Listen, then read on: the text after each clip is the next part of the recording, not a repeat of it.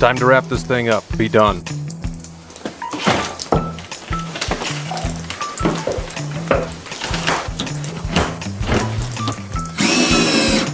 Now, the one thing I really regret about this whole building process is that the porch has kind of become a catch-all. Today I want to put the wood flooring in, and I'd like to get it stained.